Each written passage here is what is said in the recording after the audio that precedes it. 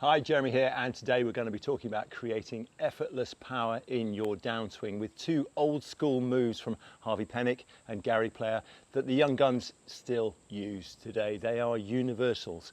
I'm going to show you how to do them. I'm also going to show you when to do them so that you can use your hands to create that lovely swish at the bottom of the swing and hit the ball a decent distance like you see all the low handicappers doing at your club. Of course, we'll also discuss common errors. There's even an ebook at the end.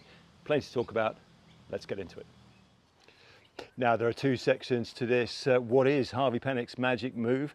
And secondly, when exactly in the swing do we do it? We'll get to the timings second, but first, what is Harvey Pennock's move? Well, you can see it very clearly if I show you this video of Gary Player, that from the top of the backswing, there are two moves. One is a slide across, and at the same moment, the right arm lowers and the right elbow comes into the side. Harvey said, and remember this is before cameras, before gears, before any of the tech that we've got today, he could see quite clearly a lateral move of the body, not just the hips, but also the left shoulder. We'll come to that later. But as you do that, you lower the arms as well. Gets the weight shifting in the correct manner, and it also brings the club down, as viewers of this channel will know, to last parallel before you hit the ball. This is the perfect spot for you then to unleash the hands into the shot. So Harvey's move, and you can see it very clearly in the Gary Player video. Can you see it? From the top, he's moving across and at the same time lowering. It's not a violent movement. This video was taken when Gary Player was 78 years old, an amazing athlete. I had the good fortune to meet him at a golf day, his own golf day actually in Augusta, and videoed his swing. So very clear from the front on, lateral motion, bringing the arms down, proving that Harvey was right. And it's still a move used today. You can see these pictures of Tiger Woods, top of the backswing. There's a lateral move across as he brings the arms down. It is a universal. They all do it. Greatest striker ever, Mo Norman. You can see in this picture here how much across he has moved, and that readies him for the hit so he can unleash his hands. There's a sequence to this. Make a backswing, make Harvey's magic move, and then you're in position to really use the hands to create speed and have it correctly applied. So this move can give us the effortless power that we want because it combines a shift of weight with a swinging of the arms and using the wrists as well. But when exactly do we do it? Because we're shifting weight, we actually have to rewind a little bit to the start of the backswing.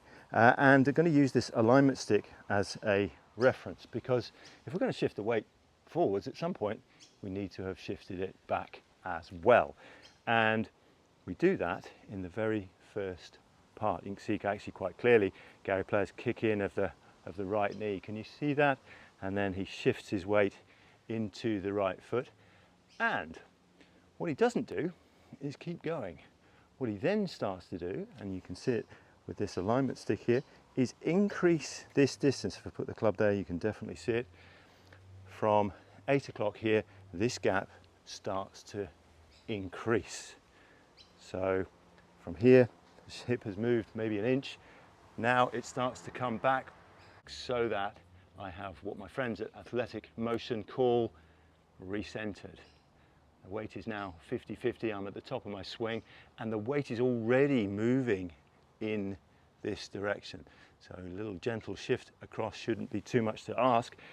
Shift the weight, recenter, and then Harvey's magic move will happen much more easily than, well, we'll talk about common errors in a moment, but if you stay on your right foot, then obviously at some point you've got to come back and you don't want to be too late. So shift, recenter, Harvey's magic move from a 50-50 position at the top with your weight. The magic move then, shift gently across, bring the arms down, and then you'll be in a position where you can hit it really hard with the hands. My first coach, John Garner, for whom I caddied at the Open Championship, called this shoulders, hips, hands. Broke it down into that 3-part sequence. A really nice way of not rushing the transition at all, but the key element to it is that you have actually got back to 50-50 at the start. This is not a tilt. I'm not completely on my left side. I'm 50-50 here, and continuing the move that I'm making in the second half of the backswing. Now, I saw a video recently with Paul Azinger, and he had a super interesting take on this. What he said was that once he got to this position here at 8 o'clock, weight into the right foot, this is where he felt like he started his downswing.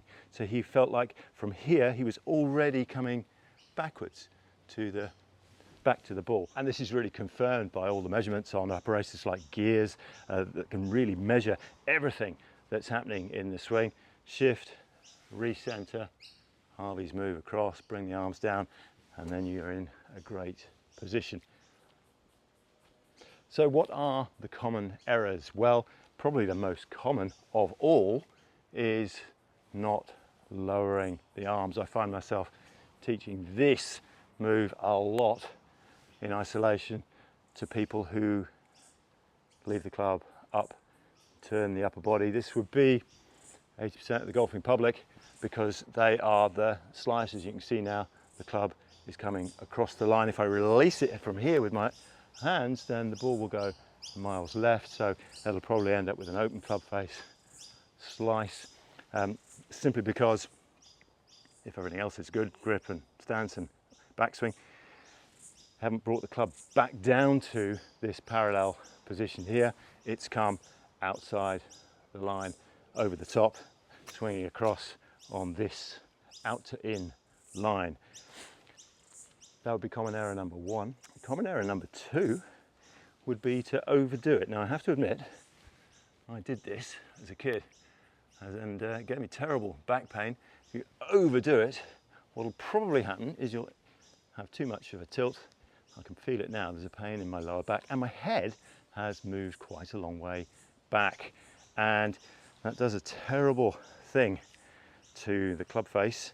That leaves it open, and I spent a lot of the time in the right hand rough as a result of that. And from here, it's impossible to chip, and your wedges will probably suffer as well, because you hit the ground rather earlier than you'd want. You certainly don't want to be chipping like that either, because you won't be able to turn your body through at all with a massive lateral motion, and most importantly of all, the head moving back. You can have the lateral motion, that's fine, but the shoulder mustn't pop up and the head mustn't move back too early. That is an absolute no-no.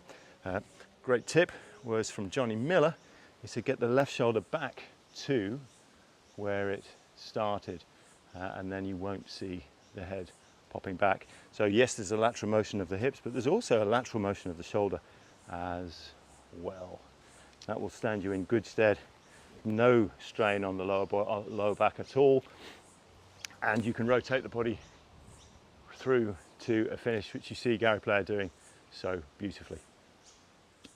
Our final common error would be, again, what Johnny Miller called sway and stay. See this an awful lot, especially with wedges. I know this is a driver, but if you transfer the weight and have it all on the right foot at this point, you have only got 0.1 of a second before you're going to hit the ball, and you are going to struggle to get the weight across. So you'll probably stay there and find it difficult to get good contact. Certainly won't be able to get the divot in the right spot with an iron, and you'll really struggle to get power as well, because the weight shift will be simply too late. I hope you found the video useful. Please comment below if you have, and if you've got questions or other topics you'd like me to cover, please put a comment in the comments section. Don't forget also, there's an ebook to download, and if you'd like to hit some fairways, this will surely help.